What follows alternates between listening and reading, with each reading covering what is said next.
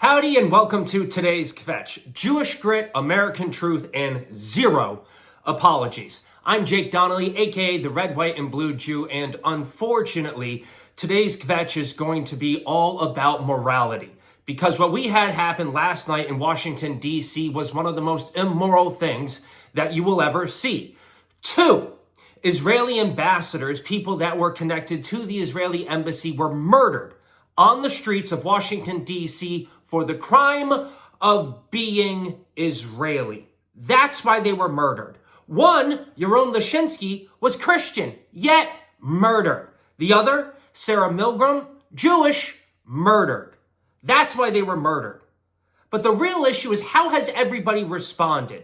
And it's really a perfect microcosm for how the world has responded and how the world, and specifically the West, has lost its moral backbone. I knew it. I'm surrounded by assholes. The fact of the matter is that the West is weak right now. And it takes strength, toughness to be moral. Because being moral is usually not the easier choice. It's usually the tougher choice. And that's why I love looking at World War II. Because it was the men and women who were born during the Great Depression who defeated German Nazism, who defeated Italian fascism, and who defeated the corrupted Bushido culture of the Japanese imperialist society. Their warrior society was a warrior society never seen ever. Men like Desmond Doss, who ran into battle without a rifle because all he wanted to do was save his brothers. Please, Lord, help me get one more. Help me get one more. Men like James McNasty McNiece, who played World War II on hardcore mode, going around Germany as a famed paratrooper where it seemed like all he really cared about was saving his eggs, as, by the way, he was also offing a bunch of Nazi German soldiers. This is like a stupid video game achievement for when you want to play it on extra hardcore mode. And it was men like Joe Medicine Crow, who did an actual counting coup, which is the military equivalent of going boop, boop. That's what he did. And that's what those men were like. Those were tough men who knew that doing the moral thing was not the easy thing, and it was almost always the difficult thing, the tough thing, that took not just physical strength, but mental strength as well. Good. And that type of toughness, not just physical toughness, but mental toughness, breeds moral clarity. The type of moral clarity that the West does not have right now.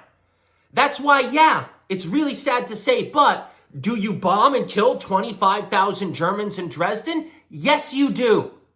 Do you bomb and kill, literally going scorched earth on Tokyo, killing 100,000 people in less than 36 hours? Yes.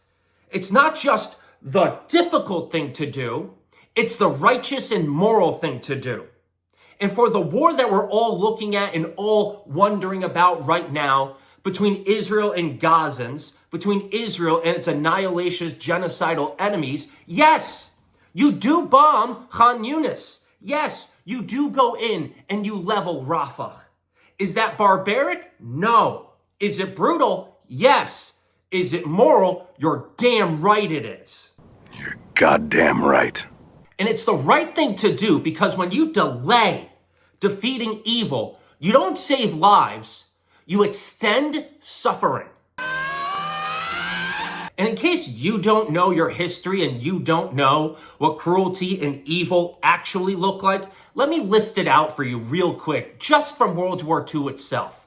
It's Los Baños prison camp, where civilians were starved and executed by the Japanese. It's Unit 731, where children in the Japanese horror lab were vivisected. It's Dr. Ishii, who actually cut people up alive in order to study gangrene.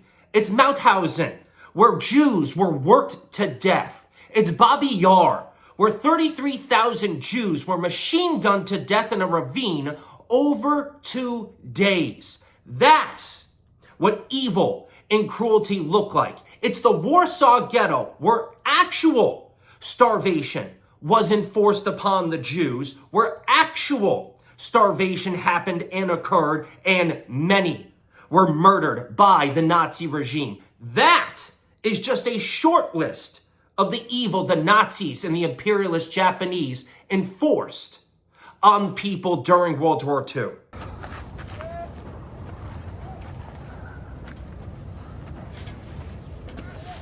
If he drops in, shoot it. None of these were ended with kindness. None of these were ended with negotiations.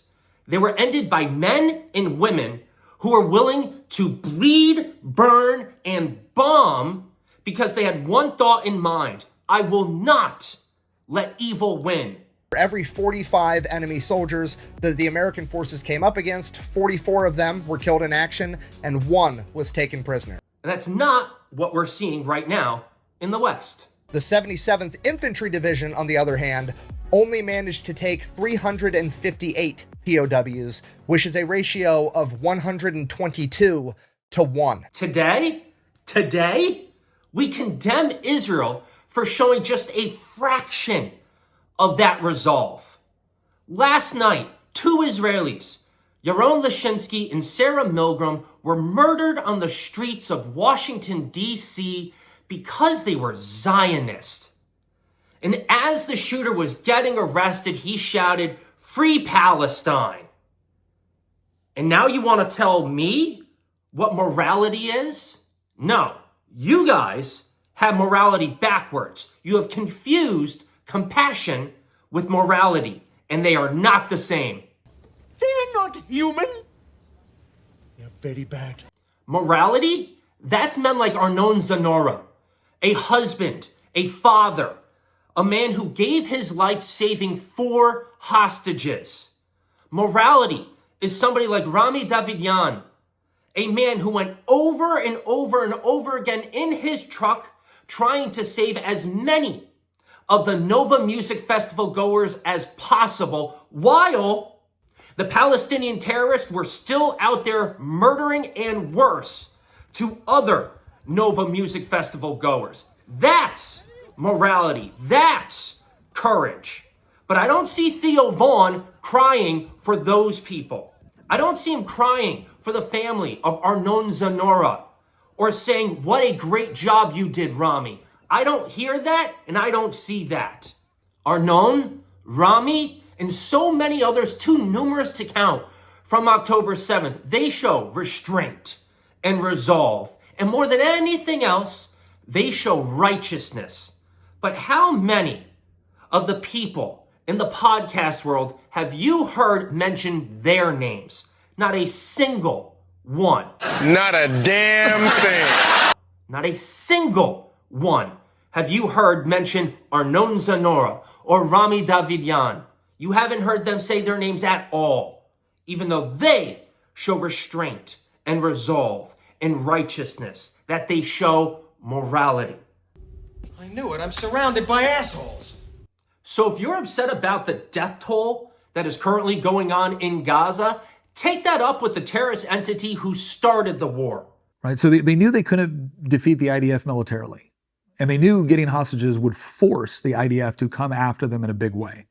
Who predicated their defense on the fact that they knew the West was so morally weak that they could prey on your compassion, knowing that you didn't have the stomach, that you didn't have the morality to see what had to be done. And how did they know that Western academia and media would almost instantly be on their side?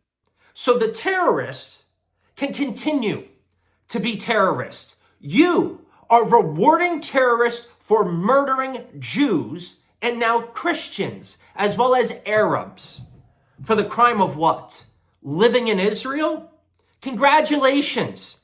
You are doing exactly what the terrorists not just wanted, but planned. You are playing directly into their hands. Well, it's a lot easier when the bad guys wear a uniform. Fuck, I'm not gonna lie. Like, that's the one thing that, like, I kind of get a chubby about, is because we fought man dresses and sandals that hide amongst the population for 20 fucking years. And I would love to be like looking at ISR and be like, that guy's in a Russian uniform wearing that stupid armband. Let's send him to his god. And unfortunately, I'm going to have to read this because this list is so long. Spain, Norway, Ireland, the UK, Canada, France, Theo Vaughn, Piers Morgan, Dave Smith, Candace Owens, Gary Lineker, Cenk Uygur, Hassan Piker, Alex Jones, Ian Carroll, Tim Dillon, Joe Rogan, Bill Burr, Dan Bilzerian, Mehdi Hassan, Glenn Greenwald, Tucker Carlson, Jake Shields, Rathbone, Focus, Stu Peters, Amru Fudel, and all the others out there begging Israel to stop. Guess what? You're proving the terrorists correct, that you don't have the moral courage to do what's right. Marbles! You have no marbles! Yeah, relax. Marbles? Huevos? That you are a shame, as we say in Judaism, a shanda, an embarrassment, a disgrace to the lineage of the people who fought and won World War II. You played right into the hands of the terrorists, and the terrorists are laughing at you as they pay some of you. I knew it. I'm surrounded by assholes. So Hamas bet that the West was morally weak, and Hamas bet properly. They were right. And you guys are the ones that are making them look like geniuses. Evil geniuses, but geniuses nonetheless. Try to take over the world. Before last night, before the murder of Yaron Lashinsky and Sarah Milgram, I was thinking maybe you guys just can't stomach what it takes to be good, moral, and righteous. Look, I was willing to put up with a lot more rules of engagement when I was in. Now that my son's going through infantry basic training, and I do a reevaluation of a lot of the stupid stuff that we've gotten into, I'm a lot more. No, just drop the bomb. Today, after seeing your reaction, I no longer wonder. I now know you don't have what it takes. You don't have the stomach. You don't have the spine any longer to be moral, righteous people of the West. Well, this is today's Kvetch with me, Jake Donnelly, aka the Red, White, and Blue Jew. Remember to do all the subscribe and ding-a-ling things that you have to do here on the onlines. And Baruch Dayon Ha'emet, blessed be he, the true judge, and rest in peace, Yaron Lashinsky and Sarah Milgram. Until next time, folks. See ya.